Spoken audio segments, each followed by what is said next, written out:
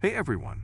Before we dive into today's urban mystery, don't forget to hit that like button, share this video, and subscribe to stay updated on all our latest content. Today, we're telling a story about a long-awaited reunion between siblings that takes an unexpected and dark turn. Stick around and make sure to leave your thoughts in the comments.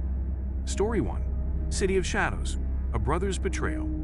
After years of dreaming and saving, I was thrilled to finally visit my brother Graham in New York City. Anticipation was high as I envisioned exploring the city's vibrant streets and iconic landmarks together. On my first day, Graham took a day off work to show me around the tourist spots, ending our day at a fancy French restaurant he had mentioned was for special occasions only. However, as the evening unfolded, the warm glow of sibling camaraderie gave way to a chilling scenario. After our meal, Graham excused himself to go to the bathroom but never returned. My concern turned to confusion and then panic as time stretched on. Approaching the restaurant staff, I was met with skepticism. A text from Graham arrived, eerily cheerful and out of place, saying he had to leave unexpectedly. Alone and betrayed, I was left to settle a bill I couldn't afford, draining the savings I had scrimped together for this trip. The night's surprises didn't end there. Back at Graham's apartment, where I thought to confront him, I was met not by my brother, but by a woman with a gun, his ex-girlfriend Amber. Mistaking me for a new romantic interest, she was driven by jealousy and rage. The confrontation escalated until, in a horrifying twist, Amber accidentally fell out of the apartment window to her death while attempting to threaten me. When Graham finally reappeared, the true story unfolded. He had been coerced out of the restaurant by Amber's aggressive jealousy, leading to a chaotic series of events that left both of us shaken. Story 2. The Sinister Watcher, Terror Through the Lens. It began innocently enough with a simple download of the TikTok app, a way to keep up with friends after college. But soon, this casual browsing turned into a nightmare when I stumbled upon a video that was unmistakably set in my own apartment. The only content on the mysterious user's profile, under the ominous name Home Invader 202, was this video of my living room. The chilling realization that someone had been inside my home without my knowledge was just the beginning. As days passed, more videos appeared, each one more invasive than the last, culminating in a video that captured me asleep in my bedroom. This sinister escalation turned my once safe haven into a stage for a terrifying violation of privacy. Desperate for answers, I confronted my friends, but none were behind this horrifying invasion. The situation reached a breaking point when Home Invader 202 went live, revealing in real time their presence in my room while I slept. Paralyzed by a mix of drugs and fear, I was left helpless as the masked intruder approached, his intentions dark and clear. The police were called, but the psychological scars remained, turning every shadow into a potential threat, every notification a possible sighting of my tormentor. Story 3. Nightmare at the Counter. The 7-Eleven Incident. It was just another late shift at the 7-Eleven, a job I had grown accustomed to.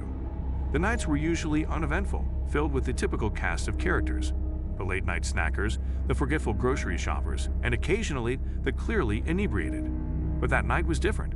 It brought a customer who seemed off from the moment he stepped into the fluorescent glow of the store. Dressed in a tattered hood and with a look of deep unsettlement, the man wandered the aisles before approaching the counter with a handful of items. His presence filled the store with a palpable tension, a forewarning of the chaos he was about to unleash. As I scanned his items, the air thickened. The moment had arrived. His demeanor shifted, hostility replaced the uneasy silence. "I ain't paying," he declared, his voice a menacing growl.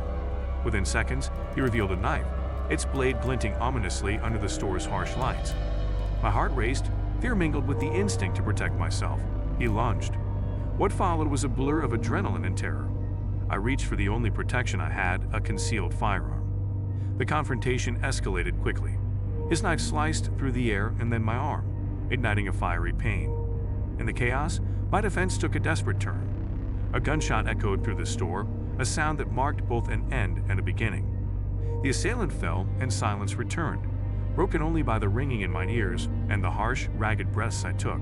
I was alive, but the world I returned to felt different, haunted by the shadows of what had occurred.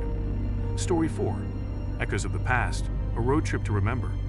Jerry and I set out on a road trip across the Southwest, hoping to mend the growing rifts in our marriage.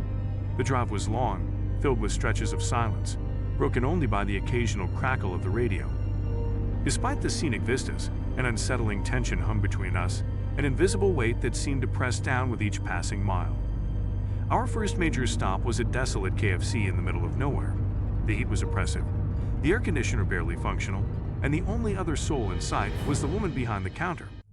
As we sat down to a meal of fried chicken and awkward silence, I decided it was time to confront the issues head-on. "Are you happy?"